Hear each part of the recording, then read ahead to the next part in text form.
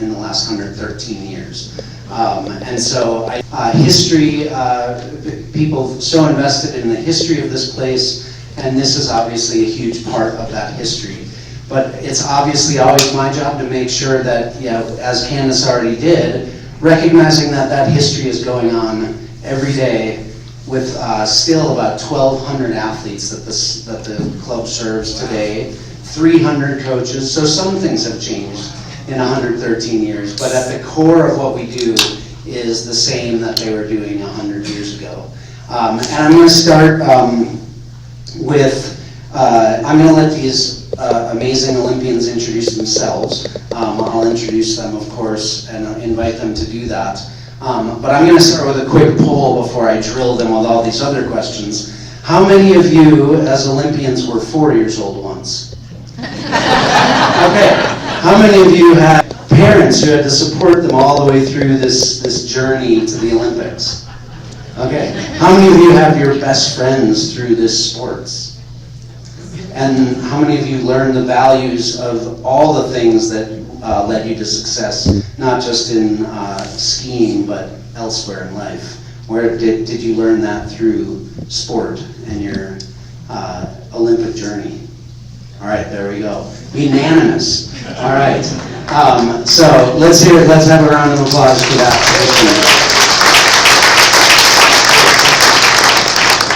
And then I'll quickly summarize and then I'll move on. But something that I constantly say to our staff, especially around the Olympics, is that while these four represent everything we're going to talk about tonight, and you're going to hear some amazing stories about their journey, I also, again, broaden that out to every kid, every parent, every fan, every person that's invested in the history here, that Olympism is something that we all get to take part of.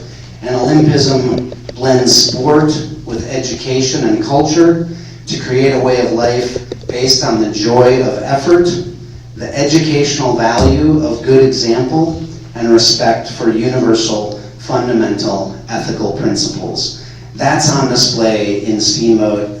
That's on display at Howelson Hill every day, and excellent representatives of that total philosophy of Olympism here tonight. So thank you for being here. All right, we're going to get started. I'm going to introduce you guys one at a time. We'll start with Tommy Schwall. Give a brief background of kind of your journey through life and sport and your Olympic participation and all that good stuff. Would it be okay to stand when each person speaks, and that way the people in the back? Absolutely. Thank you so much. Stand when you speak. All right. Hi everyone, Tommy Schwall. I was born and raised here. Very lucky to have that birth in this wonderful valley, and then started at winter sports when I was like 5 years old.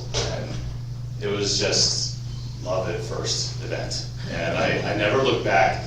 I spent 17 years in the club and had just such a wonderful experience here at Winter Sports Club. I was able to participate in 2 Olympic Games in 2002 and 2006, and all through that it was like no matter what, when I was at the games, I was thinking about what was transpiring at the club and how proud I was to be representing the club, and the hope that they were proud of me, and I know that they were. And so this has just been such a wonderful place to grow up, and I'm lucky to be up here today. What sport?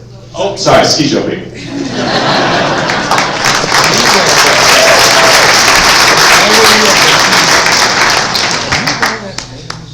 Berend here, and yeah, the same as Tommy, born and raised here in Steamboat, and yeah, I was brought down here to learn how to ski, and I first got involved with Nordic Combined. I tell people really we had a field trip from school to come. We used to have Nordic Combined World Cups in town, and we all walked from Soda Creek Elementary School. I was in kindergarten. We walked down and we watched the World Cup event. And I remember watching all of these, we were watching the ski jumping, all these ski jumpers from all over the world. And I had never seen anybody from a different part of the world before. I was 5 years old, and it blew me away that they were all here in my town. And then the kicker was that most of the American athletes were from Steamboat. And so I went home and immediately told my mom, sign me up for Nordic Combined.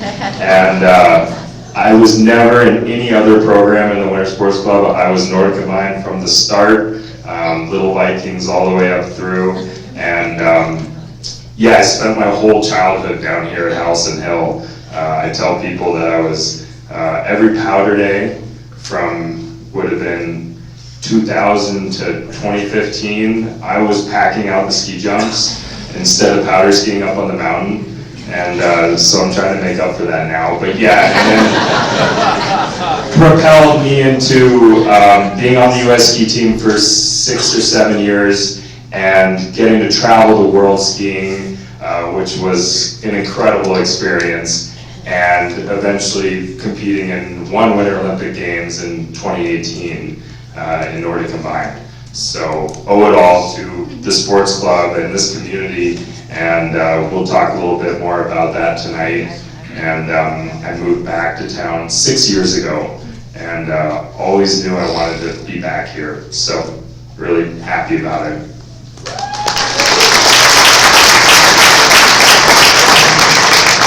Hi everyone, my name is Caroline Lalive, and I'm still an alpine skier, but I was an Olympic alpine athlete. My story is a little different. I can't claim that I was born and raised here, but we moved here when I was 16, so 30 years ago. I'm dating myself. And my family actually picked Steamboat for exactly the same reason that Brian was talking about. I grew up in Northern California, so another great ski place, Lake Tahoe. But my parents were really looking for a place that had a great ski program, really great schools, and most importantly, a community. Where I grew up, it was kind of dispersed amongst a bunch of little towns, and there wasn't quite that communal feeling. So my parents kind of looked all over the States, really. And I have 2 younger siblings, and we were all skiers. And they decided Steamboat was the best fit, and thank God they did. So we moved here, the start of my junior year of high school. I went to Lowell Wegman School, now Steamboat Mountain School. And I actually made the US ski team at the end of that year. So I was really just part of the Winter Sports Club for 1 year. But that was the final push to get me onto the US ski team. And then from then on, I was competing in the World Cup and Olympics for 13 years. And actually, I feel like the greater part of my story has really happened since I retired from skiing, and now having little kids that are part of the Winter Sports Club, came back and coached, was head of the Alpine program here for a little bit, and so I feel like my journey has really come full circle. So I can appreciate, I feel like now, all aspects of the club, having been an athlete, having been a coach, and now being an annoying parent on the side. So I try to temper that annoyance. But I just have so much admiration for the club, and now being a parent, I think even more so for parents. So my journey is not complete, but has come full circle.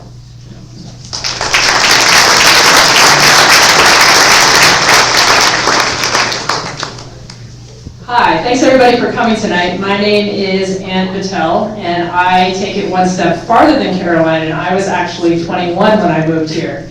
I grew up in Vermont and was the third of 4 kids, and didn't mogul. Oh, I was a mogul skier, and I say was as opposed to now I'm an alpine skier. But my mom used to drop my brothers and me off at this little ski area called Bolton Valley in Vermont, 4 lifts. Yeah? Love that. But I hated skiing, so I sat in the lot all day. And then in high school, I had some friends that skied at Sugarbush North. Love it. And then suddenly skiing was fun because I was trying to keep up with my friends. Being the third of 4 kids in a lower middle class family in the backwoods of Vermont, I had a lot of hand-me-down ski style equipment, so they never had any edges. We didn't do things like tune back then. So much to every ski coach I've ever had's chagrin, I learned how to ski moguls because it was the one place I could slam into a mogul and slow down. So, at after college, so I was a competitive gymnast and soccer player through high school, and then I played soccer through college, and but knew that I loved to ski and knew that I was pretty proficient at figuring out how to get down icy moguls. So I had a friend actually who lived in Steamboat and was competing in mogul skiing. Where I grew up, there weren't any mogul teams within 2 hours, so that wasn't even on my radar. But I played soccer with his little sister, and so he one time was telling me, oh, you gotta check this out. So my senior year in college, the Mogul World Championships were held at Lake Placid, New York, which was about 2 hours from where I went to college. So I went over to check it out. And I guess I was 21 years old, cocky, you know, I could beat those girls, no problem. So next year I moved to Steamboat, I joined Winter Sports Club, I met Park Smalley, and he was like, you're how old? And what do you want to do? And you've never done this before? And then he saw me ski and he's like, oh my God, she's never even seen an edge in her entire life. So he was like, okay, I don't want you to do this for the rest of your life and just keep paying money. So he said, let's make a goal, 2 years to try to get you on the US ski team. And I said, great, I didn't know what I was getting myself into. So long story short, I ended up making the US development team 2 years later, and went on to make the US ski team the next year, and went on to ski in a number of Olympics and World Cups and stuff. So, but now back to Brian's topic of the Winter Sports Club and Steamboat, which so when I came here, I didn't realize what I had. I was 21 years old, just graduated from college, thought I was all that, and joined the Winter Sports Club and thought, whoa, I've never been part of a ski team, this is super cool. And I used to go into the office and there was a woman there named Deanna, some of you may remember Deanna. She was awesome, she was friendly. Here I was, this 21-year-old who didn't have a clue how to live on my own or anything. And I was like, huh, okay, so these people actually support you and help you here, this is great. And as my career progressed, I was kind of adopted by the town, and now that I'm older, I realize I was so lucky to have that opportunity, and so lucky to have such a supportive town that does take people under their wing and help them turn into an adult and also a ski racer as well. So it's a pretty special place for sure.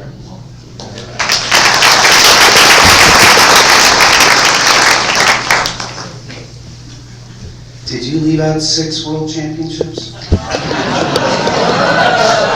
just checking.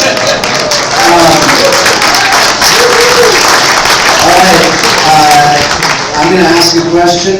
This one is going to be for each of you. I might popcorn a few after that, but give us in your history, if you think back, that whether sport or not, that really kind of changed the trajectory of your life or career.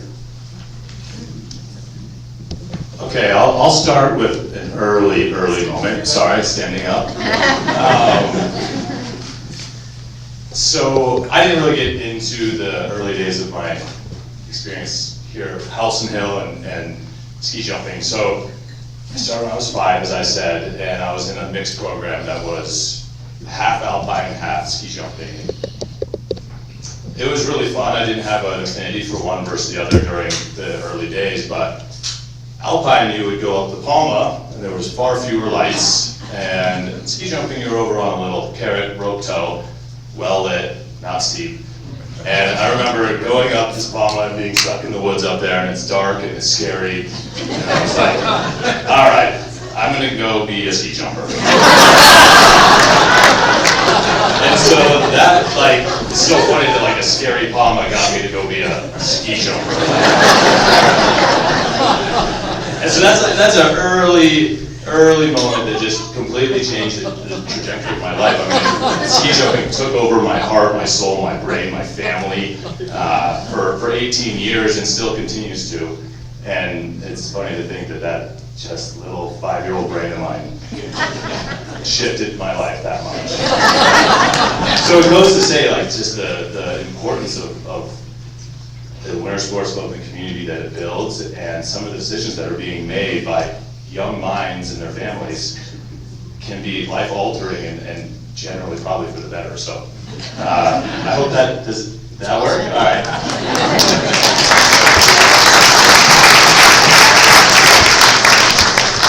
Suffice it to say that a ride up that Palma changes everyone's life.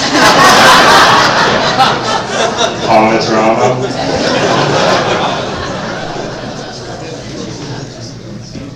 I think kind of the biggest life-changing, like when I think of the fork in the road, right, as Tommy had on the Palma. For me, it was kind of when I was kind of around probably middle school, late middle school age, 8th or 9th grade, and I started hanging out with like a group of friends, and we started to get into some trouble, kind of that perfect age, and I'll never forget, my parents always kind of let me choose what I wanted to do, and Nordic combined or skiing was just always something I had chosen, never anything that they forced me to do or said I needed to do. So my drive had always come from myself, and they had kind of just let me do that. And I'll never forget my parents sitting me down at our dinner table, and I very quickly realized this is an intervention. And they told me, basically, they said, hey, you know, we've noticed you're getting into some trouble, and you know, you're kind of messing around a lot right now, and we just want you to know that we will support you, you know, not pursuing these goals that you have, but you can't do both of these things, right? Like, you need to choose one or the other. And this was kind of my fork in the road moment where they said, hey, if you just want to be a high school kid, we support that, but we're not going to support your ski career also. You know, like, you kind of need to choose which way you want to go. And I'll never forget, it was like the easiest decision I had ever made in my life. I was like, oh, I'm going to ski. And so that moment was like super instrumental in just kind of refocusing myself of like, okay, like, is this really important to me? And I had this decision, and I was like, yeah, this was a really easy decision. This is the most important thing to me still. So, and I kind of never looked back after that. Wow.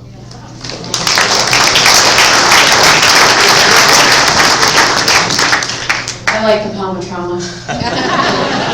I went through it with my son a couple years ago, and I joke that when he finally made it up, I felt like I had won the gold medal. I have two big moments. I remember the '98 Olympics. I was 18. I had yet to qualify. Our qualifying closed, similar to how it is right now. It closed about 10 days before the games. And I had yet to officially qualify.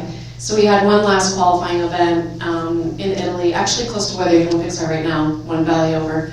And the drive from our hotel up to the ski area was about 45 minutes. So we left at like dark, we get up there, and we're all getting ready to go up and inspect. And I realized I had forgot my ski boots. And I was in deep doo-doo. So one of my very resourceful coaches went and rented me a pair of rear entry crappy boots.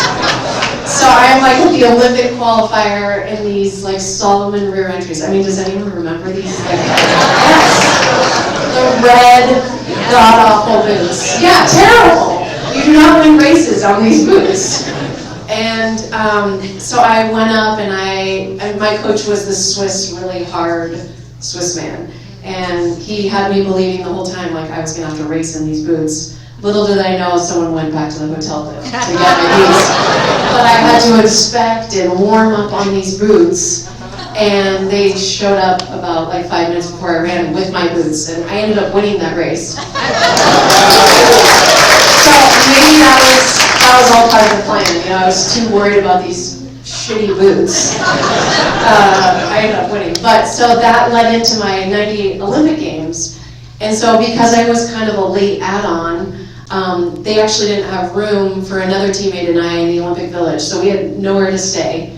And we ended up staying with the Nordic Combined team, who, what does that say about you guys, about those guys, sorry.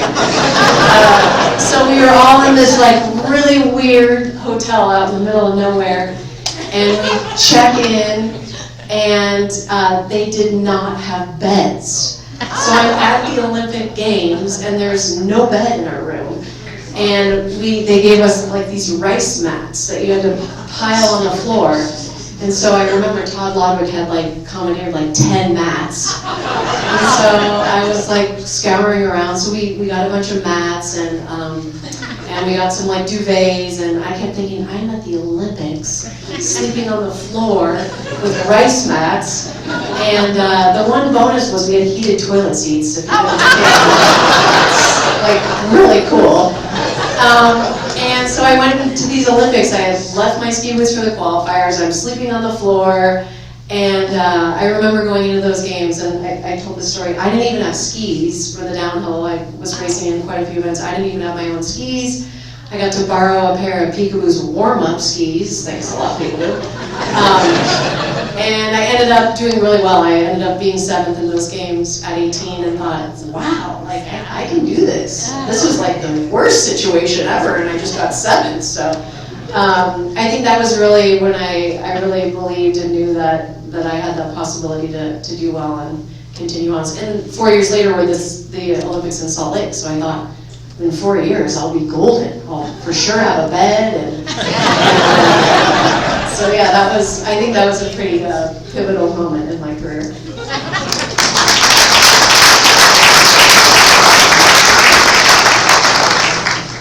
What's so awesome is when you hang out, like, we've all met a million Olympians, being Olympians, but everyone has these stories. Like, I've known Caroline forever. I've never heard that story. It's awesome, right? Like, so I'm going to go back to when I went to that World Championships race at Lake Placid when I was a senior in college, and said, yeah, I can beat these girls, no problem. So then I moved to Winter Sports Club and competed regionally that winter. Did pretty well. Was a alternate to U.S. Nationals. In order to make the ski team back then, it was all about nationals. So the next year, I skied regionally again, and I got hurt. So I missed a bunch of races, and I ended up getting into nationals. But when I got to nationals and I was healthy again, I suddenly realized, okay, that 6 weeks I just had to take off was horrible. I don't want to do that again. I'm here, I'm in the right place, and this is where I need to be. This is where I need to go to the top. And that just like, I just stepped it up a little bit more and never looked back from there on out.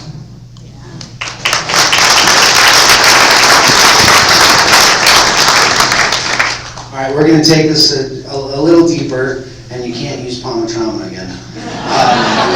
But can you point to one of your greatest setbacks, maybe an injury, a time that you just had doubt to move on in sport in particular? And more importantly, for those of us who might contemplate that on a day-to-day basis, what was the pathway out of that setback? Yeah, so I'm sure everyone will have a similar injury story or something along those lines, but I get to go first, so I'll use the easy one. Ski jumping is a dangerous sport, it seems, but it truly isn't that dangerous. I'm serious. Downhill, it's crazy. Freestyle, crazy. Nordic line's the same. But the training for it is actually pretty damaging to your joints. There's a lot of high-impact training, plyometrics where you're jumping off the ground, onto the ground, back over something, and this just crushes your knees. I mean, nothing like you, Ann, but it really, the repetitive nature of it builds up and creates a generally a pretty big problem for a lot of ski jumpers. And I unfortunately developed basically a tendonitis that had to be surgically repaired 2 years before the Olympics, or 18 months before the Olympics. And it was the spring of 2000, I guess is what that was, summer. And the doctor said, hey, we got to go in, we got to repair this. And I remember calling our doctor, team doctors, and just really questioning okay, am I going to be able to get back in time for the next season to qualify for the Olympics? How hard is the recovery going to be? Am I even up to this? And I remember sitting at the grocery store in Park City, Albertsons, in my car, in a Subaru, just like all had probably, and just like sitting there wondering if I could do it and if there was a path. And it didn't take long in that grocery store parking lot to figure it out, and I knew I did. And so I went into the grocery store as a very diet-restricted person, just wandered the hallways and looked at things that I couldn't eat and thought through what my next steps were going to be. And we quickly went and did surgery, and it wasn't nearly as big of a deal as we had initially thought, and the recovery was okay, and sometimes you come back stronger from those things, and that was the case for me. So really it wound up being something that was challenging, a bump in the road, but it created an opportunity for me to really overcome it and focus on what I needed to do to get back and get back better. And so I was lucky enough to make that happen. Had a pretty solid start to the winter and qualified for the 2002 games.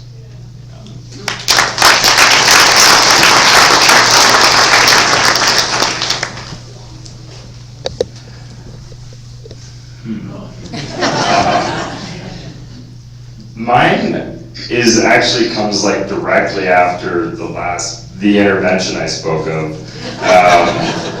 And this was basically, I was around high school age and they announced this thing called the Youth Olympic Games. It was a brand new thing. The idea was basically, this is the Olympics for kids, right? And you had to be born in a certain range of years, and it was like perfect for my age. They had announced it, and I remember I came to training and the coaches were like, hey, Ben, they just announced these Youth Olympics, the qualifiers are gonna be in like a year and a half, you're the perfect age for it. And so it just gave me this awesome goal. You know, here I was, I had wanted to go to the Olympics my whole life, and then they were like, hey, we just made the Olympics for kids, and you're the perfect age. And so I was like ecstatic. And this just, my life revolved around the Youth Olympics for the next year and a half. It was like my reason for getting out of bed every morning.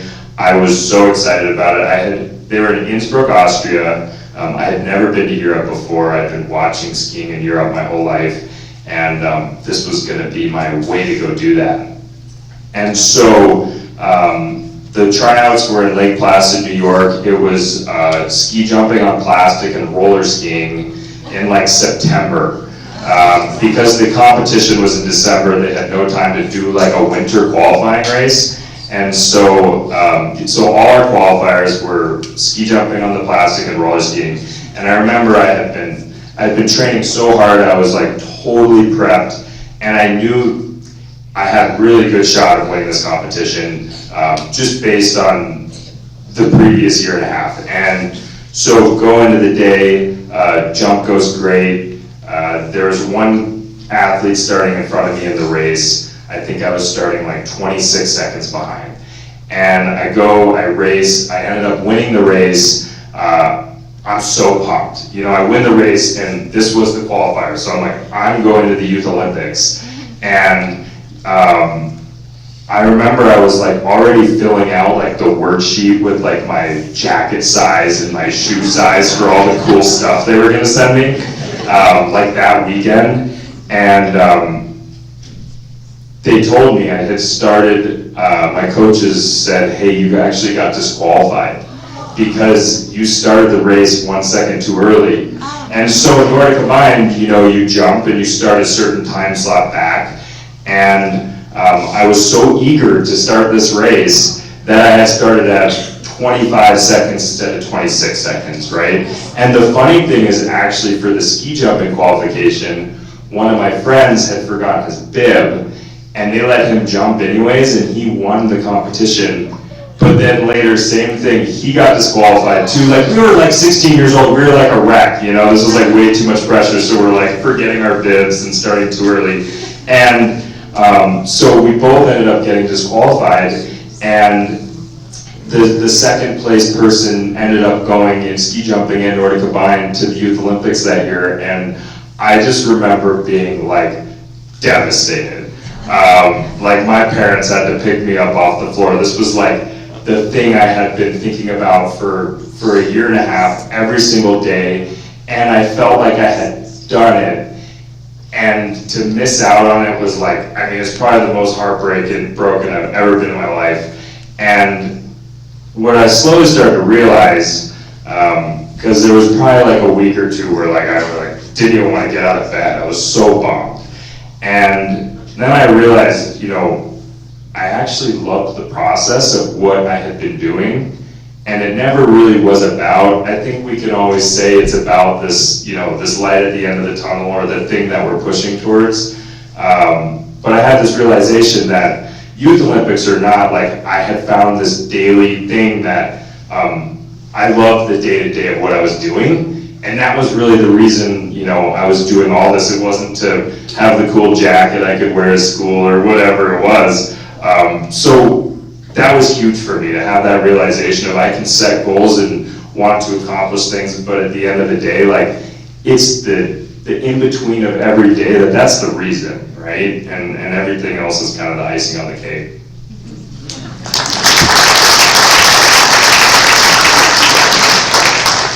I have to do a quick interjection. These guys have great voices. Deep and like made for radio. My pivotal, heartbreaking moment probably was the 2002 Olympics. I like I said, I was in the 98 Olympics and then 2002, so I had 4 years, and I had done really well in World Cup leading into that. I was ranked second in the world.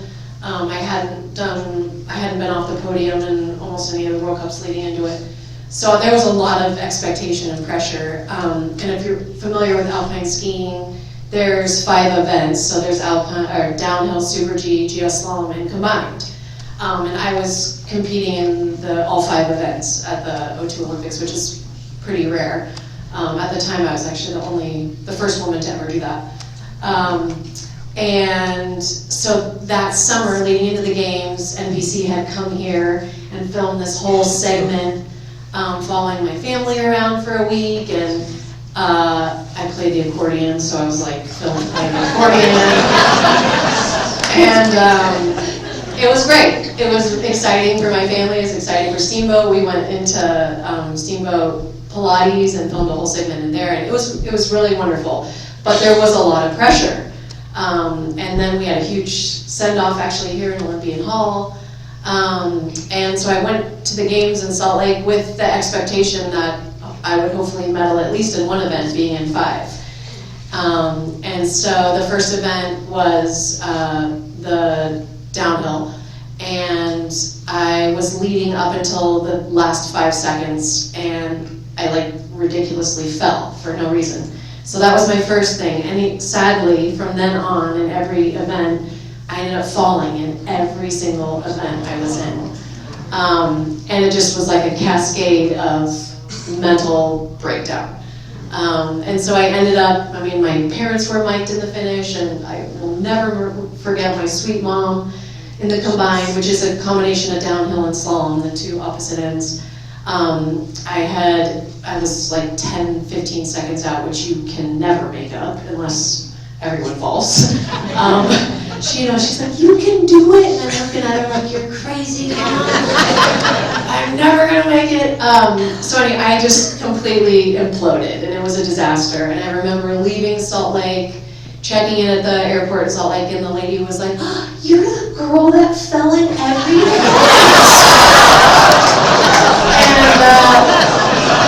and instead of my awesome NBC segment of the accordion and Steamboat, they did like a 30-minute program on how I completely choked.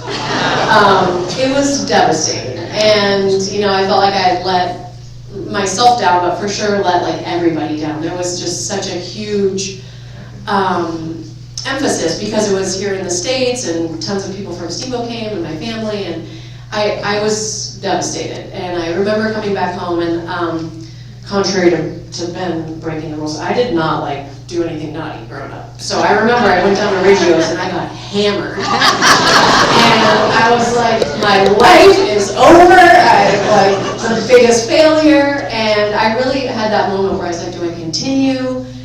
Like, what do I do? I was so embarrassed, to be honest. It was like international television. I just failed on every front. So it was really, really hard. And I remember kind of going back to, well, why do I ski? What is it about it? Do I only ski to win medals? And I remember, that I ski because I love it. And so I had to really kind of like strip myself down and strip away all that pressure and all the emphasis on results. And I ended up going back on the World Cup and winning a silver medal like 2 weeks later in the finals. But so it was a bit of redemption. But that was for sure just a really hard moment in my career.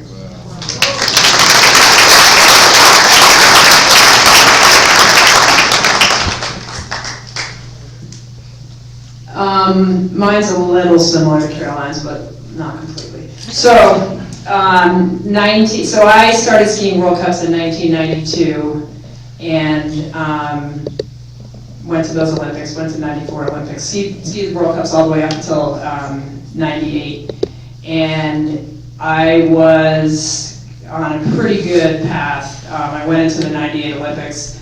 I went into the last World Cup before the 98 Olympics. It was at Breckenridge, and I was ranked first in the world.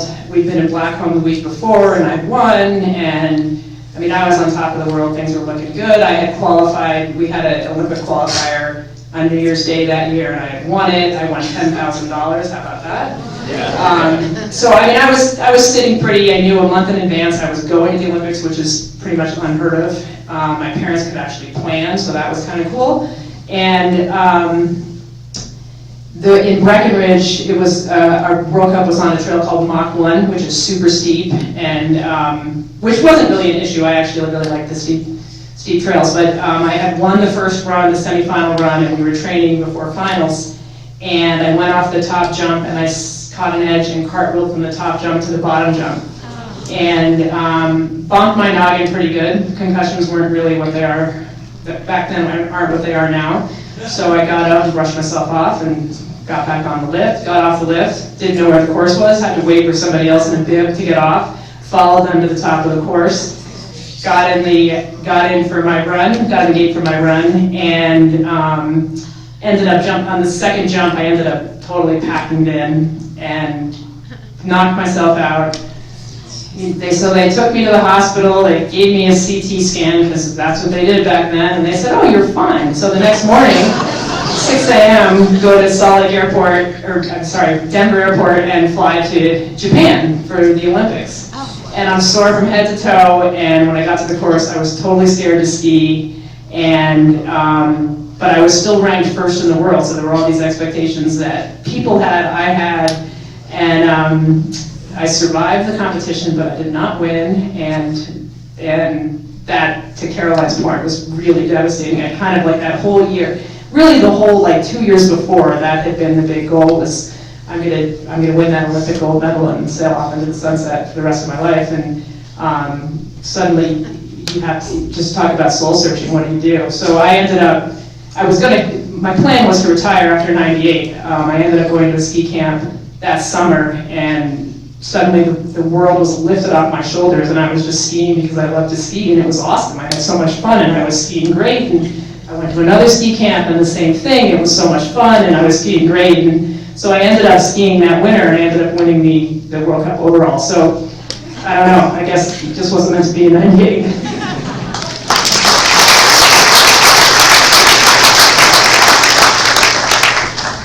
Is this the voice you're referring to? Yes. I just wanted to clarify. You're not in there, Brian. Sorry. All right. Multiple choice question. What is your greatest Olympic memory, and or what was the most surprising to you about the Olympic experience? Choose one. I'm going to let the ladies go first. And the voice. And the voice. With the voice. favorite Olympic memory. Do you have one?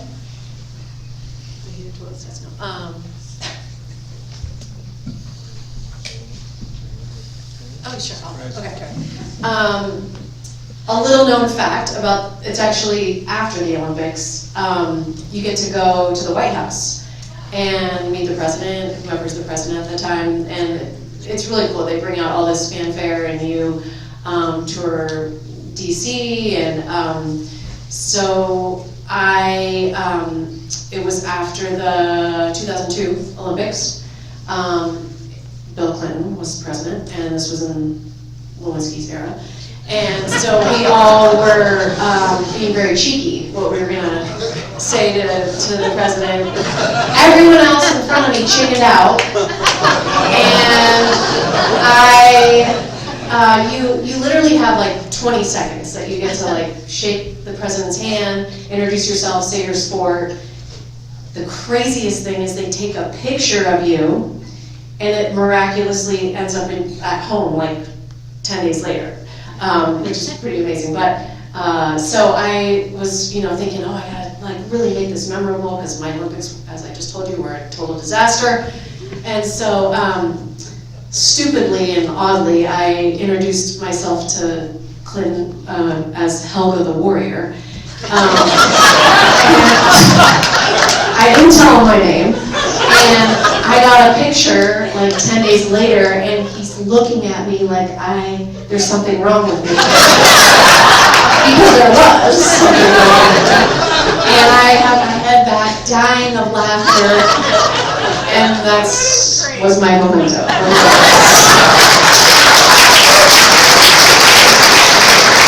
And my mom tried to photocopy it at Walmart, and the FBI like warning label popped up, and it was like, you cannot, infringement, blah blah blah. So I only have one copy of that photo. And most surprising, a lot of people also don't realize this, is that, and this is happening right now at these Olympics, for Alpine especially, and I think other sports, you don't stay in the village. You're often kind of removed, and actually right now, the men's World Cup events, Alpine, are 5 hours away from the women.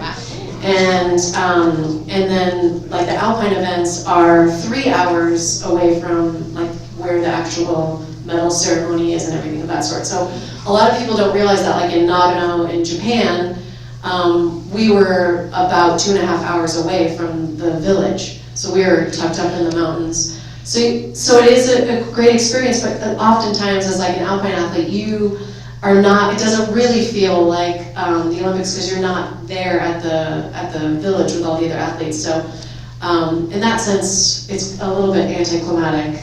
But I did get to walk in opening ceremonies, and that was pretty amazing to hear, your anthem and to be with all your fellow athletes. I think, that'll forever stay as one of the highlights.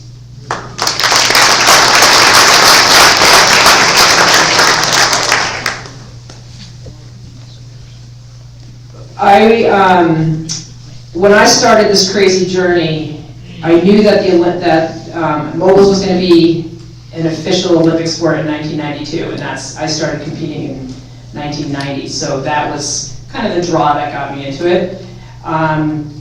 That being said, I grew up again in the backwoods of Vermont. We didn't have a TV. I knew what the Olympics were, but I didn't really know what the Olympics were. So in 92. Opening ceremonies, Alberto Tombo was right across the room from me, which was like, I knew that name, so that was, this is a big deal. But walking into that stadium was unbelievable, just the number of people yelling and screaming. And then the show that the French put on in Albertville with people bouncing, I don't know if you guys probably don't remember this, but there were like bubble ladies with glitter all over them, and there were bungee jumper people, and there were rollerbladers, and it was just like the most surreal experience I could ever imagine. And I still to this day am not sure what that was the opening ceremony, so obviously it has something to do with the Olympics, but that's not like what I think of when I think of Olympics. But I'm not done yet. So in 94, and we stayed 2.5 hours away from Albertville. We were up in Team France, and same thing, we were in our little local world and that was that. But in 1994 in Lillehammer, everything was within an hour of the Olympic Village. So that was amazing because you could go to any other events that you wanted, and the opening ceremonies was very, very just Nordic and just beautiful. It was just what I would imagine an Olympics was supposed to be, with just so much noise. I think it was an average of -17. It was freezing the entire time we were there. But that was probably my favorite memory of an Olympic experience and what I thought an Olympics was supposed to be.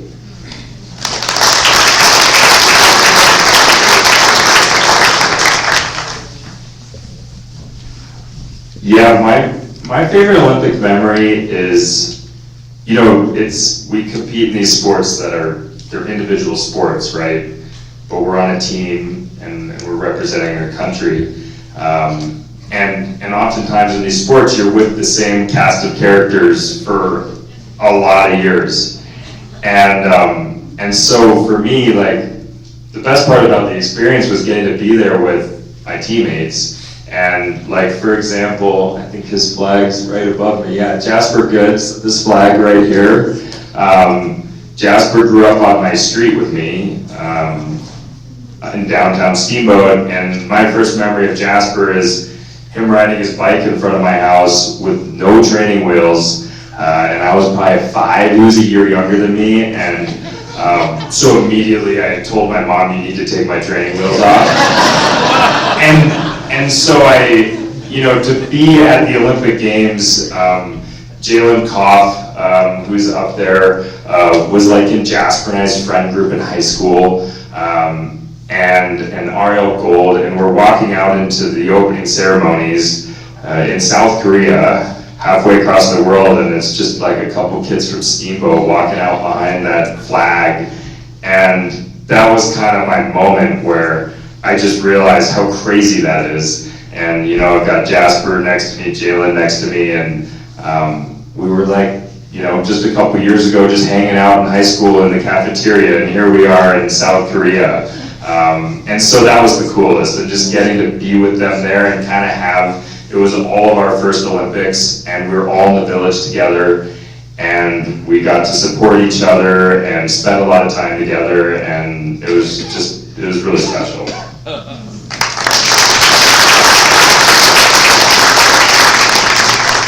All right, so I wanted to let others go first so that I didn't just do the exact same thing and steal their ideas, but I'm going to do what they would have done and talk about opening ceremonies as well.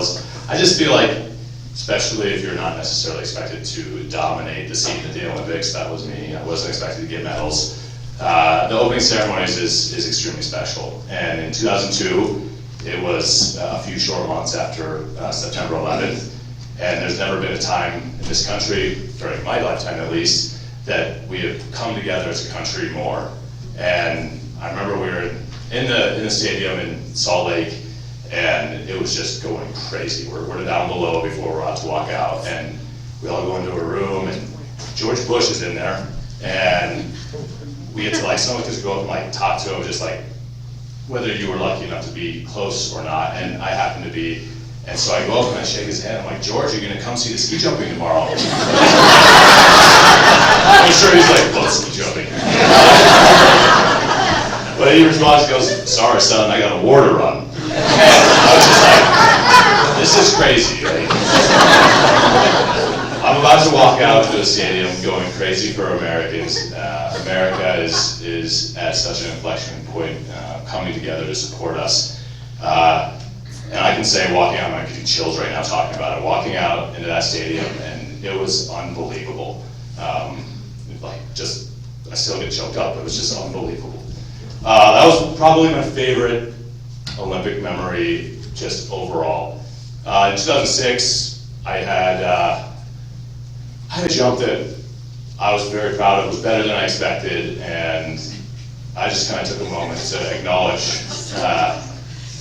my family that were in the stands. My mom's here, my sister's here, and just kind of say I wasn't going to win a medal, and so it was this was my moment to really soak it all in and have them cheer for me and kind of just bring us all together. It was just really special. So that that was kind of a more personal experience that was special. And then something that's kind of surprising is, you think about the Olympics as, hey, it's America versus Russia, or it's America versus Germany, Norway versus Austria. Like, it's a very national pride event. But you get into the village, and it's almost like it's this homogenous group of athletes that are there supporting one another and excited to meet each other. And you know, sometimes you're bumping into other disciplines on the road, and so you kind of have these relationships that you foster. But at the Olympics, it's very much like open border, and it's really enjoyable. And I've had friends that I still have today from the Olympic Games, so very special.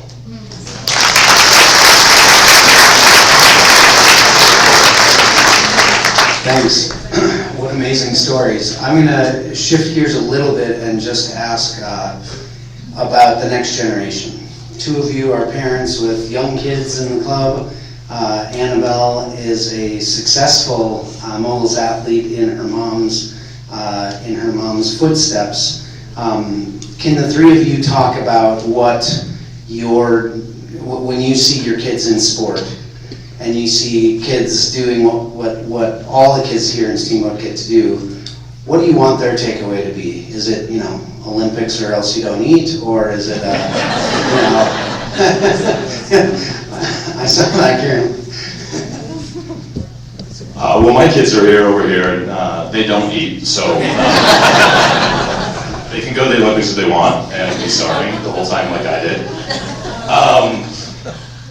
No, I see for my kids and for the kids I know in the program, it's all about creating friendships. It's about creating lifelong habits. I truly think that the person I am, the professional that I am today, is built on the foundation of the Winter Sports Club, obsession with sport, dedication, never give up. It is to a fault how much I cared about ski jumping and what I could potentially take it to and eventually make it to the Olympics. But like, the foundation that I created for my life is pivotal, and I'm lucky for my career for that. I think that my wife would say that I can be overly obsessive and annoying about things. But that's a little bit of what the sport, and that's all sports, but winter sports can foster. So if my kids can take some of that away and have fun, that's all that matters. But at the end of the day, like, I had so much fun ski jumping. I don't have fun ski jumping anymore. It'd be crazy. But having fun doing the sport you love is truly the biggest blessing that you can have.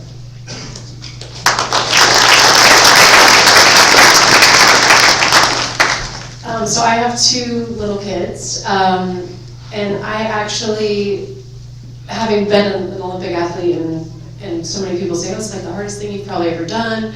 You work so hard, and I can honestly say, being a parent is much harder. And that's not, I don't say that in total jest. It's really, for me, it's been the most humbling, and I say that because as an athlete, so much of your world is really it's focused on yourself. It's a very myopic, self-centered world in a lot of ways. But you also, your days are dictated by just basically trying to better yourself. And so then you switch gears and you suddenly have a little person that basically doesn't want to do anything you tell them to do.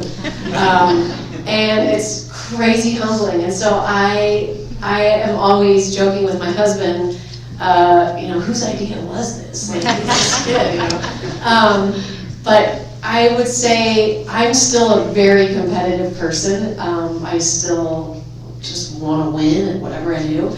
And so having to temper that with my kids has been really kind of eye-opening. And I was just telling Anne, my daughter, who's 10, has been in the club, and suddenly this year didn't want to be in the club. So it was like an existential crisis for me.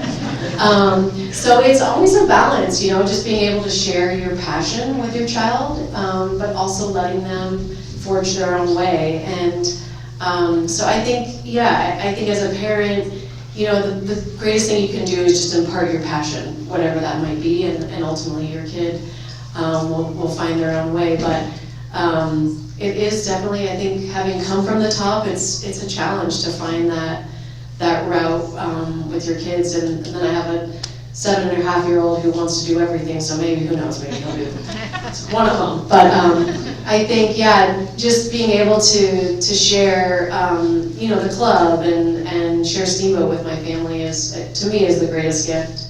And again, because I still love skiing like crazy, I think just being able to enjoy that with my family is what's the most important.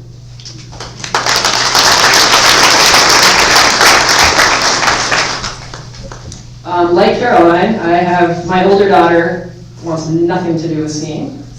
And she's 22 though, so she can, but she didn't growing up either. And then my younger daughter is like crazy driven, wants to win it all. So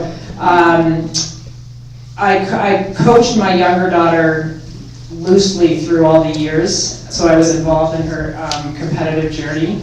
And as she got better and had more success and moved on to upper level races, it got really, really hard for me, because when I was in an upper level race, I had my thoughts and I could control my skiing and I skied. But when she was in the gate, I couldn't control her. I couldn't tell her what, I could tell her what to do, but I mean, she's gonna do what she's gonna do.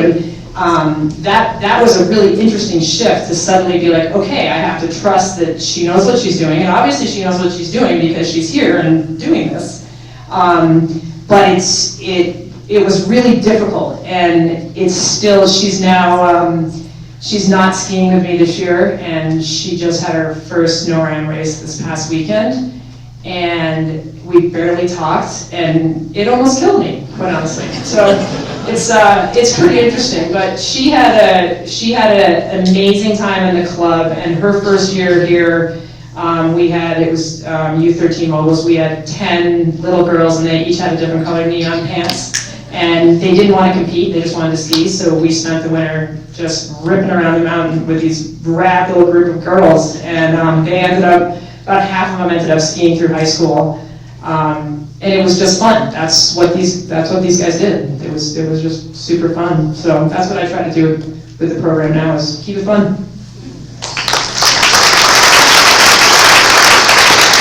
All right. Thank you. Should I take a few questions? Sure. And we have time for that? Okay. You guys want to ask a few questions instead of me? All right, let's get a couple of questions from the audience. Yes, please. So I have a question. So I like Ben's question about process point. Like, I threw in here to, who's an athlete here? Stick up your hand. There's going to be a lot of hands going up, and none of you are in the Olympic mode right now. You've all moved into different areas of interest. There's probably a lot of people here who are athletes in their other lives. Caroline's point about finding the love again in the sport, it's like, how do you anticipate your competitive Caroline life going forward as a former Olympic athlete? And then what would your advice be to the rest of us who are just punchers, who are out there, you know, trying to do the best we can do in whatever sport we're doing?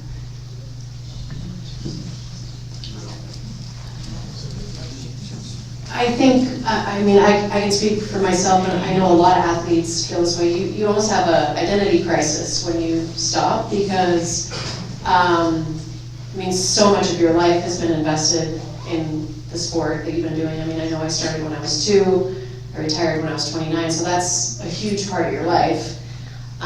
So I think, yeah, like we've all said, I think you take really the fundamental character traits that you learned in the sport, and that translates into life, you know, in any area. So I think it's not just, you know, specific to sport. It's business, it's family, it's passion just for life. But I do think, I mean, I know I went through a mourning period. You know, you grieve like the life that you had, and you don't have that anymore. And something that really hit me, and it's actually keeps hitting me, is it's a crazy feeling to know that at one time in your life you were one of the best in the world at something, and you will never be the best in the world probably at something again. that to me, that's something that, you know, you kind of have to wrestle with. But I think, again, you go back to kind of the character development and what it is that brought you there, and hard work, and I think that's the kind of stuff that continues to kind of push you through. But it's not easy. Thank you. I'm going to get another couple questions from, thank you. Another question from the audience. Yes, Candace. Can I talk a little bit about how, I know at least with Nordic Combined, the World Championships are such a big competition, but the public perceives the Olympics as the holy grail, and how the different international competitions kind of stack up, and why are we so focused on Olympics when there's so many other world competitions? Thanks. And I'll maybe throw in there, how is that different for America versus European countries? I can take a portion of that and speak. Ski jumping and Nordic Combined, I think all of us probably have similar feelings, but the frequency is probably the main thing. Olympics are happening Winter Olympics are happening every 4 years, World Championships are happening every 2 years. So have as many opportunities to go get that medal. I also think just the culture of Olympic storytelling and how we broadcast it to America is more digestible once every 4 years versus every 2 years. So that's kind of my opinion. As far as some of the rankings of events we have, you know, as you said, Olympics are at the top, World Championships would be next, World Cups and World Cup overalls are going to be your next level, and there's various sports that have different lower levels. We had World Cup B as well, in order to combine or Continental Cup. And then you have junior level competitions below that to qualify up through the ranks of these various competitions. So that's kind of from a Nordic perspective. I'm not sure if it differs for your sports. Yeah, and one interesting thing I'll add, I skied in college after skiing in the Olympics, and it was a very international group of athletes. And I remember talking to a woman who is a Nordic skier from the Czech Republic, and she qualified for the Olympics, and there was a lot of pressure from people back home that she shouldn't go because she wasn't going to win a medal. And so I think in different parts of the world, the Olympics aren't as, you know, in America, it's really like just the opportunity to be there is thought of as in really high regard. But in other parts of the world that are closer to the world of skiing, it's maybe less important. And the World Cup and, you know, World Championships is maybe more on that level. And there's a little bit of thought process of like, well, if you're just going to go and, you know, you're not competing for a medal, maybe you shouldn't be there. And so I thought that was really interesting because I had never thought about it like that. But it was just a different take.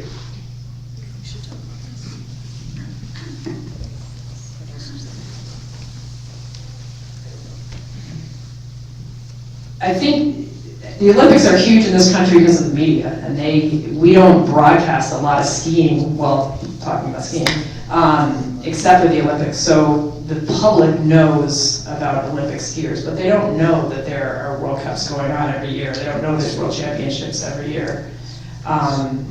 So I think Olympic athletes spend their time training and competing full time. Like that's what you do to get to the Olympics in this country. And interestingly enough, the Olympics actually have less competitors than a World Cup does. So like in women's moguls in the US, we had 6 girls who were ranked in the top 7 in the world going into the Olympics, but we can only take 4 of them. So we actually leave some of the best skiers in the world behind for the Olympics because of the way that it's set up. So as an athlete, if you want the recognition and you want everyone to know that you're the best, you need to win that Olympic medal.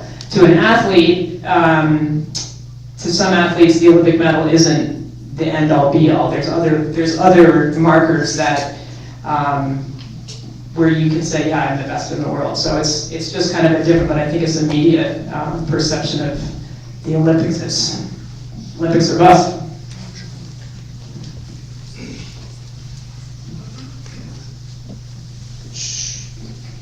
We'll take another question. So, you talk about the letdown after you stop competing, which is natural. So, tell us about your careers afterwards. What have you done in your lives? What are you going to do with your life, Tommy? Well, my daughter asked me today what I'm going to be when I grow up. And I said I hope I can be the best dad, and she's not here to hear that, but I said it already. So,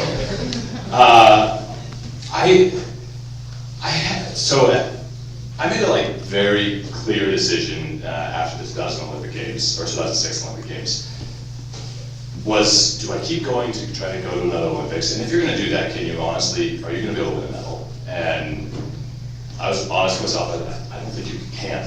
Maybe you could, but the odds are probably not likely. So what are you going to go train for another 4 years, do everything you can to make another Olympic Games just to go? And I don't want to belittle the fact of just going, it's an honor of a lifetime. And so I chose to stop, and I was 22, and I was hoping to time it so that I could go to college and still kind of experience a college life at a younger age. I was a 22-year-old freshman at CU Boulder, which was fun, and I was also a goody two-shoes as an athlete. I was all business, and so I was able to not be all business for 4 years, and that was wonderful. And naturally, being a crazy competitor, I led myself into sales, and so I work in sales for a tech company. Been there for 15 years. I'm also extremely loyal, so stuck with them for a long time, and it's been very rewarding. And it's brought me back to Steamboat. Luckily, I just moved back 6 months ago to raise my family here. So.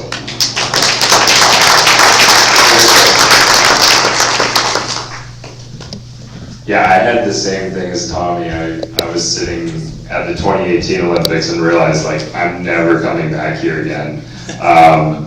Just because another 4 years is a long time, and it was all right, if I'm going to come back here, it would be to win a medal or to be in contention, and I'm I don't know if I can make that jump in 4 years, and I've gotten a lot out of this. So I also had a very serious girlfriend back at home that we had been dating long distance for 2 or 3 years, and so that was also kind of calling me home. So I was like, all right, I'm done.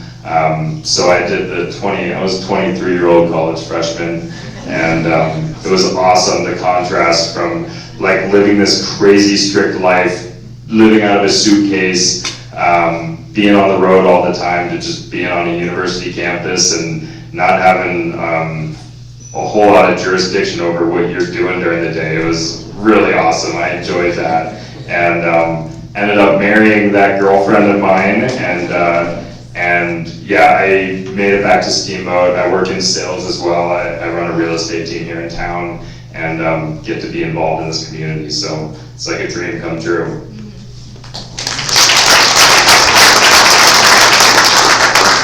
Awesome. Okay. What have I done? I've done a little bit of everything.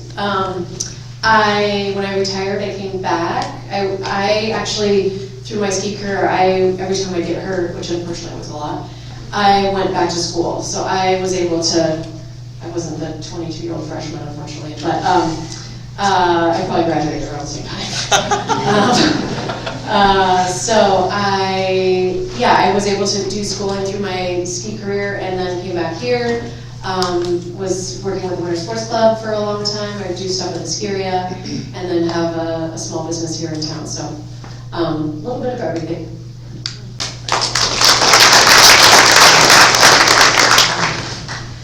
I was kind of a lifer because I love the lifestyle of being a skier.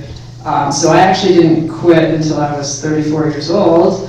And then I immediately got pregnant, had a kid the next year, and then 2 years later had another kid, and then, so I was a full-time mom for a bit, and then I started realizing my passion for coaching, and I started coaching soccer, and I started doing outdoor boot camp classes, and then I said, this is great, but I think I should probably be a ski coach. So Then I started working at Winter Sports Club, and now I'm the program director for freestyle here.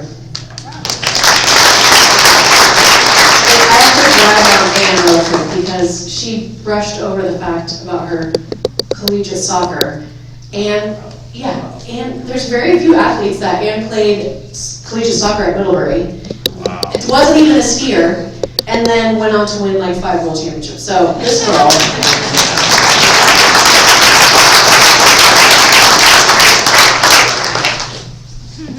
All right, clearly we could go on and on with these 4 amazing individuals. Thank you for your time and your inspiration and your stories. Thanks for being here tonight. We're going to wrap up, and we will see you for the rest of the week at all the Winter Carnival festivities. Thanks.